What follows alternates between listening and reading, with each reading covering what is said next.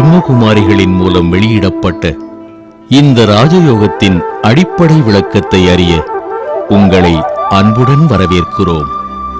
இந்த வெளியீடானது மனித வாழ்க்கையோடு சம்பந்தப்பட்ட பல கேள்விகளுக்கு நீங்கள் வியப்படையும் வண்ணம் புதுமையான பதிலை அளிக்கிறது.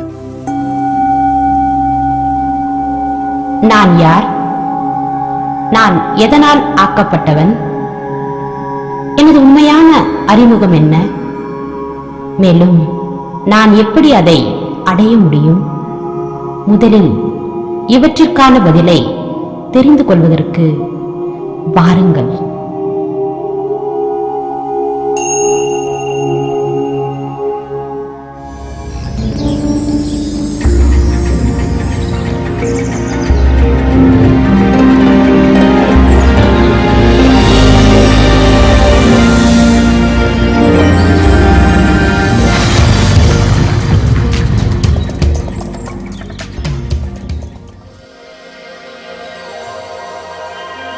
நாம் கண்ணாடியின் முன்னால் நின்று பார்த்தால் அதில் நமது பிரதிபிம்பத்தையே காண்கிறோம். இந்த பிரதிபிம்பமானது நமது வெளித்தோற்றத்தையே பிரதிபலிக்கிறது. இதைப்போல் வாழ்க்கையில் நாம் காணும் அனைத்தும் உண்மையாக இருக்க வேண்டிய அவசியம் இல்லை. தன்னை பற்றி முழுமையாக புரிந்து கொள்ள தனக்குள்ளே சென்று ஆராய வேண்டியிருக்கிறது. உலகின் அனைத்து மதங்களைச் சார்ந்தவர்களும் மனிதன் என்பவன் இயற்கை மற்றும் ஆத்மா என்ற இரண்டு கூறுகளால் உண்டாக்கப்பட்டவன் என்று ஏற்றுக்கொள்கின்றனர். இயற்கையினை நாம் இந்த கண்களால் காண முடிகிறது. ஆனால் ஆத்மா ஒரு மிக நுட்பமான சக்தியாகும். இதை நாம் நமது புறக்கண்களால் பார்க்க முடியாது. மேலும் இதை பற்றிய யதார்த்தமான ஞானமும் எவரிடமும் கிடையாது. ராஜயோகத்தில் இந்த உடலை இயக்கக்கூடிய சக்தியான ஆத்மாவானது மிக நுட்பமான ஒளிப்புள்ளியாக இருப்பதாக காண்பிக்கப்படுகிறது. நாம் நமது வாழ்க்கையில் காணும் அனைத்து பிரச்சனைகளுக்கும் காரணம் நம்மை பற்றிய உண்மையான அறிமுகத்தை நாம் மறந்துவிட்டதால் தான். மேலும் கானல் நீரை போன்ற இந்த பொய்யான நிலையற்ற உலகின் கவர்ச்சியில் முழுவதுமாக மூழ்கிப் போய்விட்டோம்.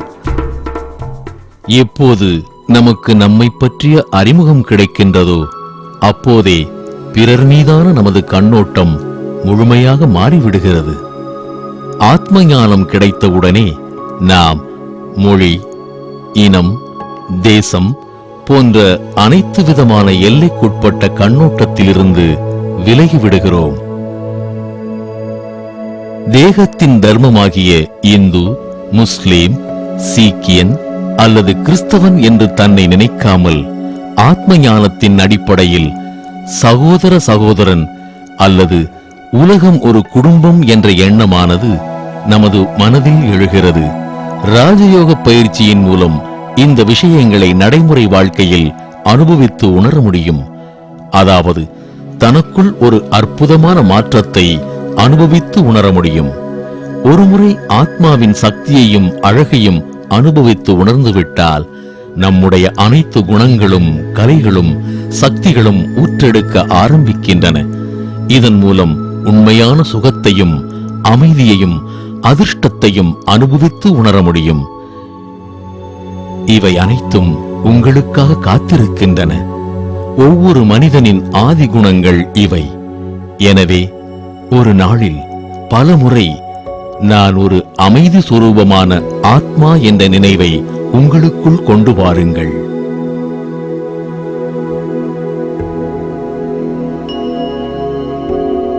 நாம் அனைவரும் ஆத்மாக்கள் என்ற விஷயமானது இதுவரை தெளிவாகிவிட்டது. ஒவ்வொரு பதிலும் பல புதிய கேள்விகளுக்கு பிறப்பளிக்கின்றன. நான் ஒரு பரிசுத்தமான அமைதியான ஆத்மா என்பது தெரிந்துவிட்டது. ஆனால் நான் ஆத்மா எங்கிருந்து வந்தேன்? இந்த உலக நாடகம் முடிந்ததும் நான் எங்கு செல்வேன் என்ற கேள்விகள் உங்கள் மனதில் எழுகின்றனவா? வாருங்கள், இதற்கான விடையை காண்போம்.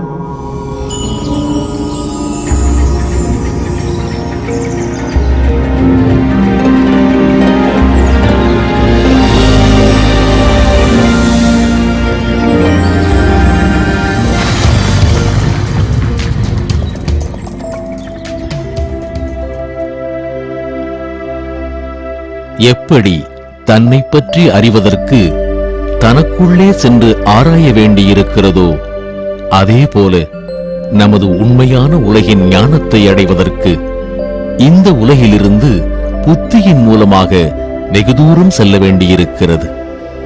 இந்த பௌதீக உலகின் கிரணங்களைப் பற்றியும் விண்மீன்களைப் பற்றியும் அறிவியலானது எண்ணற்ற உண்மைகளை வெளிப்படுத்தியுள்ளது.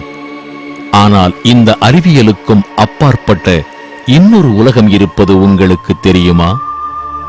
மனதின் மூலமாக மட்டுமே அங்கு செல்லவோ அல்லது அந்த உலகின் அனுபவத்தை பெறவோ முடியும். ஏனென்றால் உங்கள் மனமானது ஒரு சக்திமிக்க சாதனமாகும். இதன் மூலம் ஒரு நொடியில் நீங்கள் எங்கு வேண்டுமானாலும் செல்ல முடியும். நிராகாரி உலகமானது ஆத்மாக்களின் உண்மையான வீடு. இங்குதான் ஆத்மாக்கள் இருக்கின்றன.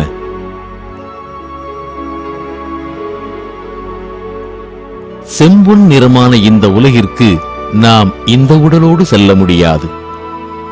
இந்த உடல் தனது உடல் சம்பந்தப்பட்ட வீட்டை பற்றிய ஞானமானது அனைவருக்கும் இருக்கிறது.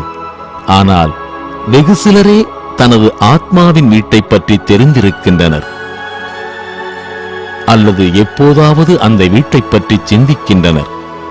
ஒருமுறை புத்தியானது எதை புரிந்து கொள்கிறதோ, மனமானது எளிதாக அதை அனுபவித்து உணர்கிறது. ஆத்மாக்களின் இருப்பிடம் இனிமையான ஆழ்ந்த அமைதி நிறைந்த உலகம் என்று தெரிந்தவுடனே நாம் எப்போது வேண்டுமோ ஒரு நொடியில் அங்கு செல்ல முடியும்.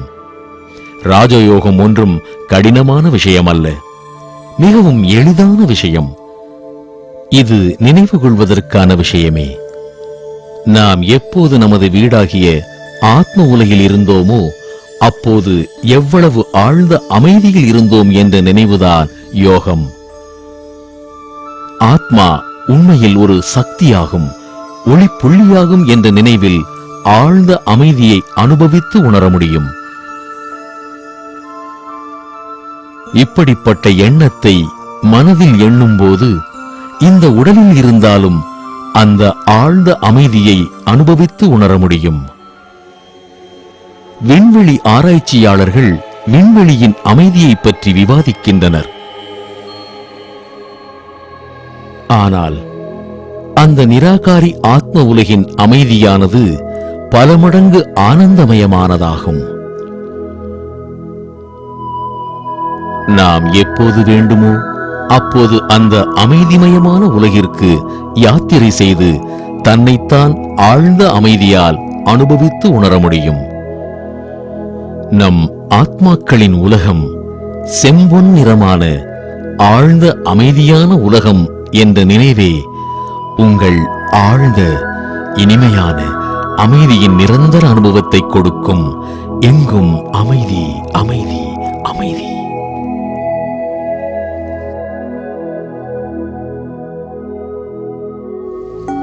இந்த உலகில் நாம் இருந்தாலும் நமது எண்ணங்களின் மூலமாக அந்த செம்பொன்னிற ஆழ்ந்த அமைதி நிறைந்த ஆத்மாக்கள் வசிக்கக்கூடிய உலகிற்கு நாம் செல்ல முடியும் என்ற ஞானம் உங்களுக்கு கிடைத்துவிட்டது. இன்னொரு விஷயத்தை கூட நாம் மறந்துவிட்டோம். அதாவது அனைத்து சக்திகளின் குணங்களின் ஊற்றாகிய திவ்ய மூலத்தை. இவருடைய உறவில் ஆத்மாவானது பல பிறவிகளுக்கு தேவையான அமைதியாலும் ஆனந்தத்தாலும் தெய்வீக குணங்களாலும் நிரம்பி விடுகிறது.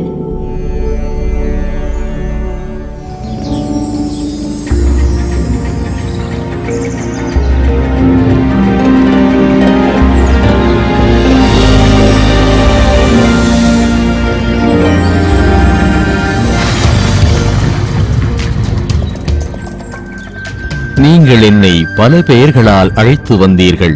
காட், பரமாத்மா, ஜெகோவா, அல்லாஹ், சிவா, சந்தாயி என்றெல்லாம் நீங்கள் எனக்காக சர்ச், குருத்வாரம், கோயில், மசூதி மற்றும் சிலைகளெல்லாம் செய்தீர்கள்.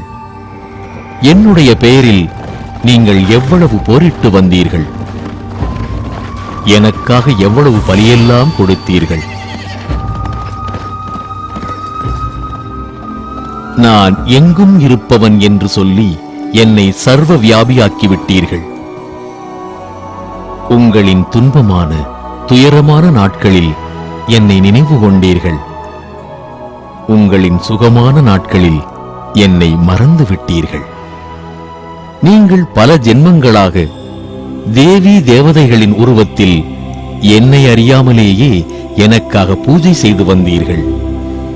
சாதுக்களும் சந்நியாசிகளும் மனித குலத்துக்கு என்னை அடைவதற்கான வழிகளை காட்டுவதற்காக முயற்சித்தார்கள். ஆனால் நான் யாருக்கும் கிடைக்கவில்லை.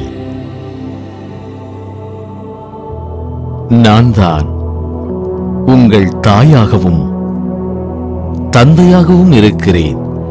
என் ஒருவனிடத்தில்தான் நீங்கள் அனைத்து உறவுகளையும் அனுபவிக்க முடியும். உங்களைப் போன்று நான் பிறப்பதும் இல்லை, இறப்பதும் இல்லை. நான் ஒரு ஒளி வடிவானவன். நான் அதிசூட்சமமானவன். உங்கள் ஊனக்கண்களுக்கு புலனாகாத ஒளிப்புள்ளி வடிவில் இருக்கிறேன். நீங்களும் கூட என்னைப் போன்றே அதிசூட்சமமான ஒளிப்புள்ளிகளாவீர்கள். என்னுடைய வீடு சாந்தம் நிறைந்ததாகும். இங்கு முற்றிலும் ஆழ்ந்த இனிமையான அமைதி நிறைந்துள்ளது. ஒரு காலத்தில் நீங்களும் கூட அந்த ஒளிமயமான ஆத்ம உலகில் என்னோடு வசித்து வந்தீர்கள். பிறகு அங்கிருந்து வந்து இந்த ஸ்தூல உலகில் உடல் என்னும் ஆடையை அணிந்து கொண்டீர்கள். அதன் பிறகு உங்கள் வாழ்க்கை நாடகம் தொடங்கிவிட்டது. காலத்தின் போக்கில் நீங்கள் என்னையும் உங்களது உண்மையான வீட்டையும் மறந்து விட்டீர்கள். உங்களின் காலத்தின் மகத்துவத்தையும் ரகசியத்தையும் சொல்வதற்காக நான் மீண்டும் அவதரித்திருக்கிறேன். நீங்கள் மறந்துவிட்ட அனைத்து ரகசியங்களையும் சொல்வதற்காக நான் மீண்டும் அவதரித்திருக்கிறேன். உங்களை அன்பு, அமைதி மற்றும் சக்திகளால் நிரப்புவதற்காக நான் மீண்டும் வந்திருக்கின்றேன். என்னை நினைவு கூறுங்கள், என்னை நினைவு கூறுங்கள்.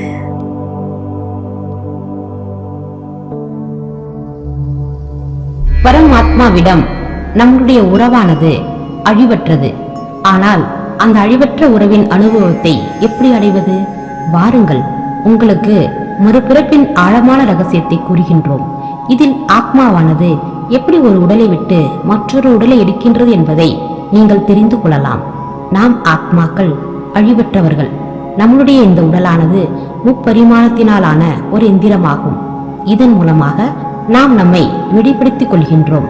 அதாவது இந்த 5 தத்துவங்களாலான உலகை உடல் மூலமாக அனுபவிக்கின்றோம்.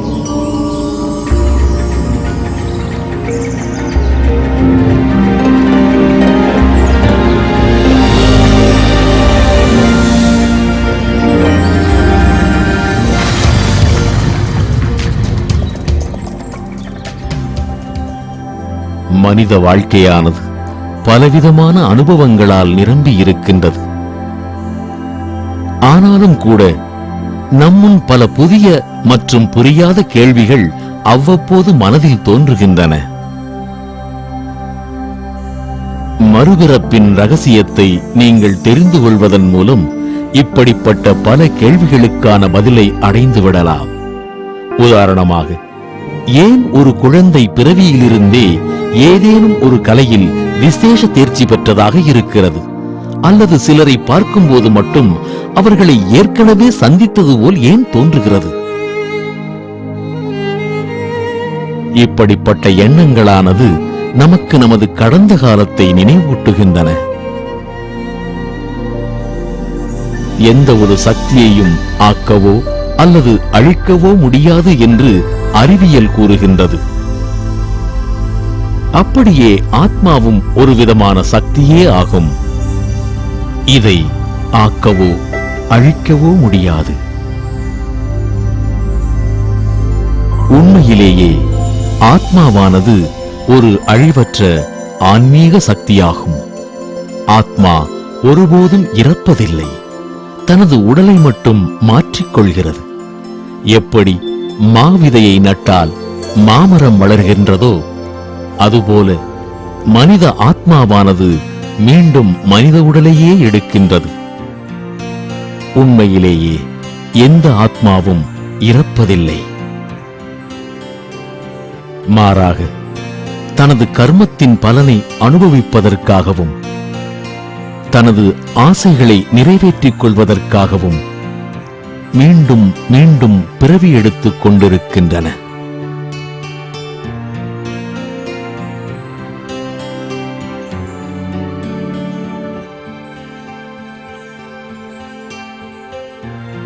மறுபிறவியை பற்றிய ஞானமானது நம்முடைய தற்கால கர்மத்தை மாற்றிக்கொள்வதற்காகவும் மற்றும் நம்முடன் கடந்த காலத்தில் நடந்து முடிந்த விஷயங்களை எளிதாக ஏற்றுக்கொள்வதற்கான சக்தியை கொடுக்கிறது.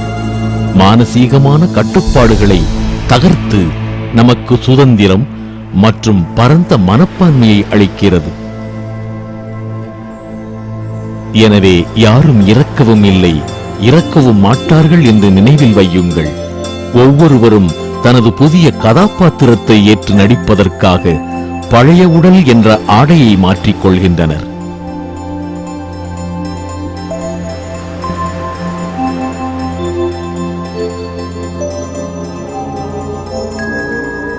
ஆத்மாவானது தனது பௌதீக உடலின் மூலமாக நல்ல, கெட்ட, உபயோகமுள்ள, உபயோகமற்ற, அவசியமான, அனாவசியமான மற்றும் சாதாரண கர்மங்களை செய்கின்றது.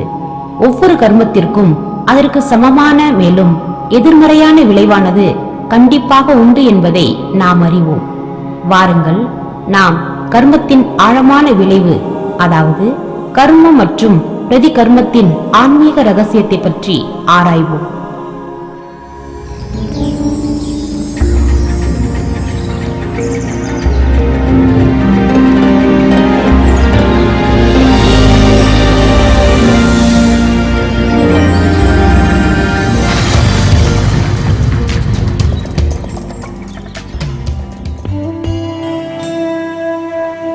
இன்றைய சிந்தனையின்படி மனிதன் தனது துர்ப்பாக்கியத்திற்கான காரணத்தை பிறர் மீது சுமத்துகிறான்.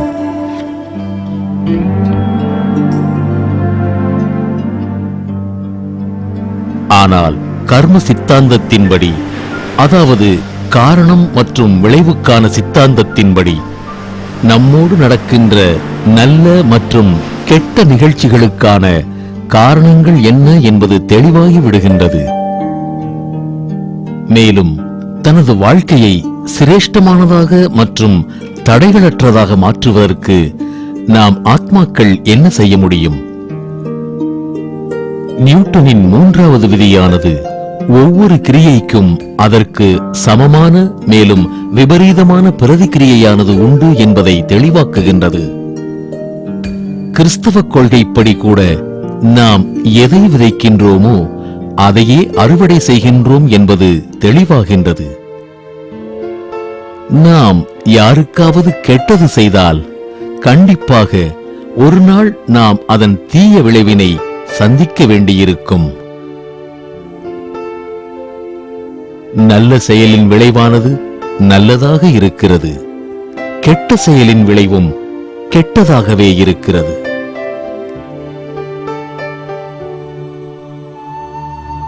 கர்ம சித்தாந்தத்தின் ரகசியத்தை புரிந்து கொள்வதற்கு நாம் மறுபிறப்பின் ரகசியத்தை அறிய வேண்டியது அவசியமாகின்றது.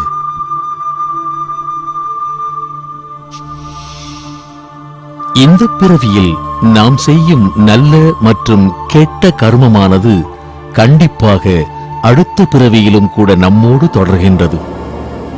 உண்மையில் நம் வாழ்வில் நாம் சந்திக்கும் ஒவ்வொரு நிகழ்ச்சிகளுக்கும் காரணம் நமது கடந்த பிறவியின் கர்மத்தின் பலன்தான். காரணம் மற்றும் விளைவிற்கான சித்தாந்தத்தின் ரகசியம் தெரிந்துவிட்டால் நாம் நமது துர்ப்பாக்கியத்திற்கான காரணத்தை பிறர் மீது சுமத்த மாட்டோம். ஆனால் நமது தவறுகளை சந்தோஷத்தோடு ஏற்றுக்கொள்வோம். இதனோடு கூடவே மேலும் பல ரகசியங்களை நாம் எளிதாக புரிந்து கொள்வோம். ஏன் சிலர் பிறவியிலிருந்தே செல்வந்தனாகவும் ஆரோக்கியமாகவும் இருக்கின்றனர்?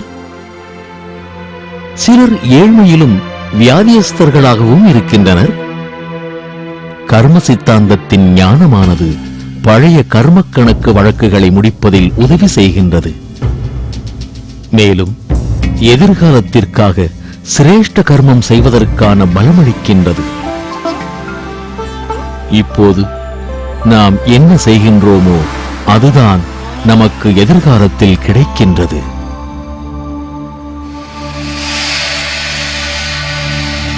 இயற்கையாகவே நாம் நம்மோடு நடக்கும் நல்ல நிகழ்ச்சிகளை பார்த்து சந்தோஷப்படுகின்றோம். ஆனால் நாம் நம்மோடு நடக்கும் கெட்ட நிகழ்ச்சிகளை எப்படி மாற்றுவது?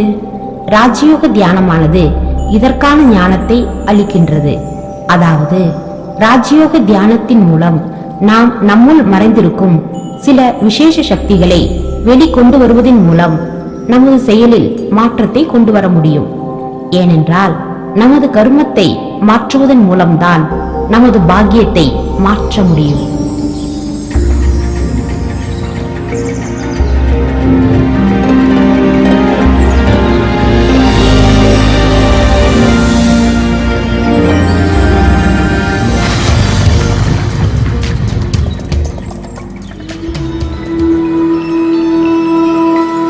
நாம் நற்குணங்கள் மற்றும் சில சக்திகளை அடைவதற்காக தேவி தேவதைகளின் பூஜை செய்கின்றோம். இந்த தேவதைகளைப் போல நமது வாழ்க்கையும் குணங்கள் மற்றும் சக்திகள் நிறைந்ததாக இருந்தால் எவ்வளவு சந்தோஷமாக இருக்கும். இவர்களைப் போல நமது வாழ்க்கையும் இருக்க வேண்டும் என்று நினைக்கிறோம். ஆனால் அவர்களைப் போல ஆவதற்கான முயற்சி செய்வதற்கு பதிலாக அவர்களது மகிமையை பாடுவதிலேயே திருப்தியாகி விடுகிறோம்.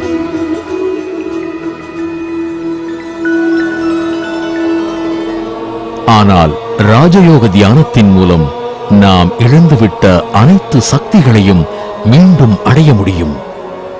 நமது வாழ்க்கையின் முன்னேற்றத்திற்கு முக்கியமான சக்திகள் 8 சக்திகளாகும். முதலாவதாக பகுத்தறியக்கூடிய சக்தி.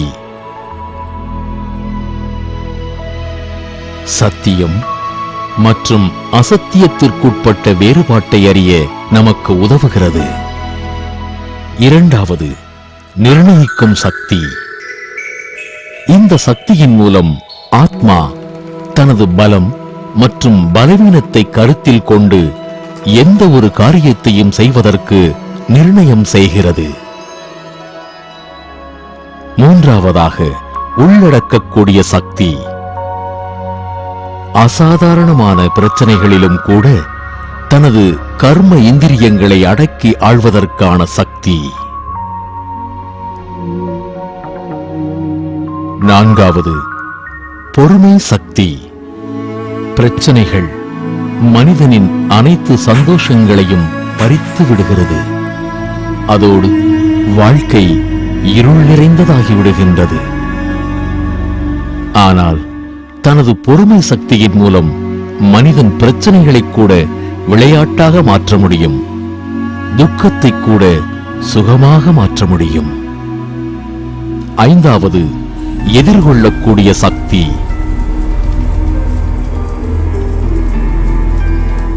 இதன் மூலம் தனது வாழ்க்கையின் முன்னேற்ற பாதையில் வரும் தடைகளை ஆத்மாவானது எளிதாக எதிர்கொள்கின்றது.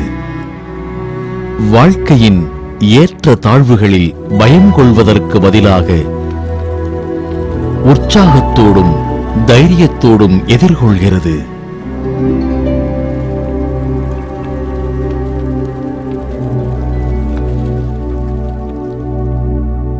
ஆறாவது ஒருங்கிணைக்கும் சக்தி. இதன் மூலம் ஆத்மாவானது அனைவரது குறைகள் மற்றும் பலவீனங்களை தனக்குள் கடலைப் போல் ஏற்றுக்கொள்கின்றது.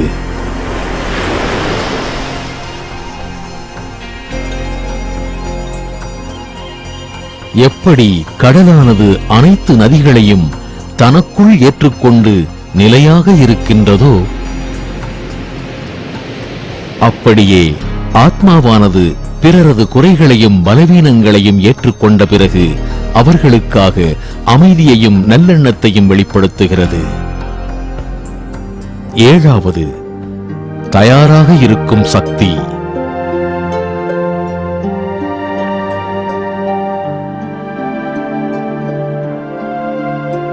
தனது எண்ணங்களின் இச்சைகளின் மீது எப்போது வேண்டுமோ அப்போது கட்டுப்படுத்தும் அளவிற்கு ஆத்மாவானது சக்திசாலியாகி விடுகிறது. அதாவது கடந்த கால நிகழ்ச்சிகளின் பிரபாவத்திலிருந்து விடுபடுகிறது.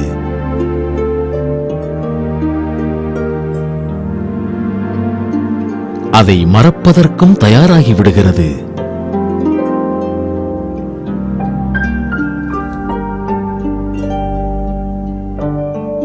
எட்டாவது, ஒத்துழைக்கும் சக்தி. இந்த சக்தியின் மூலம் பெரிய காரியம் கூட எளிதில் முடிந்து போகிறது. ராஜயோகத்தின் மூலம் எளிதாக இந்த 8 சக்திகளும் நமக்குள் வந்துவிடுகின்றன. அதாவது நமது வாழ்வு சக்தி நிறைந்ததாகி விடுகிறது. பரமாத்மா நமக்கு இந்த சிருஷ்டியின் ஆரம்பத்தில் அருளிச் செய்த சக்திகள் அனைத்தும் திரும்பவும் ராஜயோகத்தின் மூலம் நமக்கு கிடைக்கின்றன.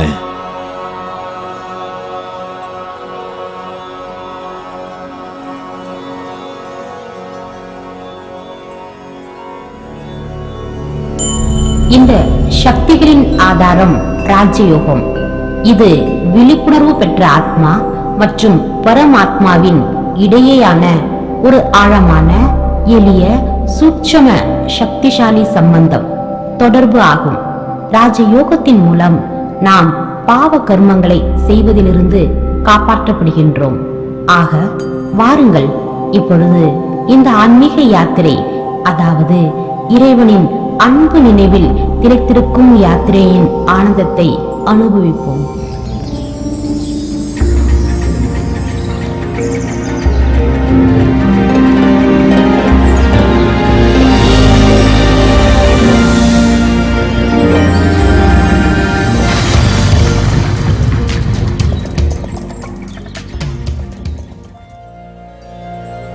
சத்தியம் மற்றும் தூய்மையான ஞானத்தின் அனுபவமே யோகமாகும். நான் ஒரு ஆத்மா, அதிசூட்சுமமான ஒளிப்புள்ளியாக இருக்கிறேன். அதாவது ஆத்மாவாகிய எனது தந்தையும் என்னைப் போலவே இருக்கிறார். இருப்பினும் அவர் ஆரம்பமும் முடிவுமில்லாதவராயிருக்கிறார். ஆத்மா பரமாத்மாவோடு வைக்கும் மானசீகமான சம்பந்தமே அனைத்திலும் மேலான மனநிலையாகும்.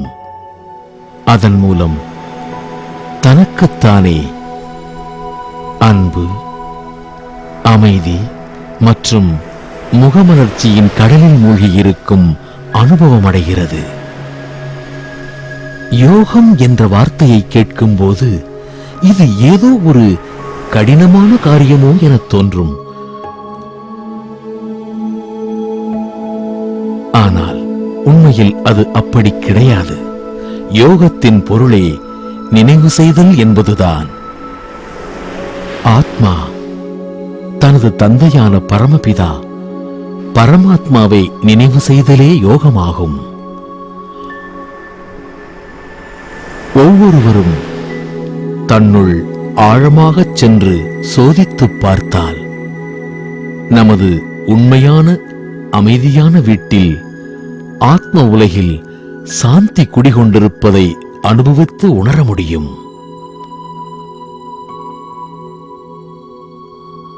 யோகத்தின் ஒரு பொருள் என்னவென்றால், நாம் நமது நிராகாரமான அந்த இல்லத்தில் நமது மூல சொரூபமான ஆத்ம நிலையின் ஆனந்த அனுபவத்தை நினைவு செய்வதாகும். அந்த அனுபவத்தில் இந்த சரீரத்தில் இருந்தவாறே திரும்பவும் நினைவு செய்வதாகும். இந்த ஆழமான அனுபவங்களுக்கெல்லாம் ஆதாரம் ஞானமாகும். ஞானம் என்றால் அறிதல், புரிதல். அது நம்மை இந்த எல்லைக்குட்பட்ட உலகிலிருந்து நம்மை அப்பாற்பட்ட உலகிற்கு எடுத்துச் செல்கிறது. சுகம், சாந்தி நமது பிறப்புரிமையாகும். அதனை அடைவதற்கு நாம் அனைவரும் முயற்சி செய்ய வேண்டும். ராஜயோகத்தின் மூலம் இழந்துவிட்ட ஆன்மீக சக்தியை, குணங்களை நாம் திரும்பவும் பெற முடியும். ராஜயோகம் என்பது மிக எளிமையான வழிமுறையாகும். அதனை மிக எளிதில் கற்றுத் தெளிய முடியும். ஆனால் அதற்கு சற்று அவகாசம் தேவை. அந்த வாழும் கலை ராஜயோகத்தை பிரம்மகுமாரிகள் ஈஸ்வரிய விஸ்வவித்யாலயம் இலவசமாகவே தனது அனைத்து கிளைகளிலும் கற்றுத்தருகிறது. ராஜயோகம் பயில்வோம், வாழ்வில் அமைதி, ஆனந்தம் பெறுவோம். ஓம் சாந்தி.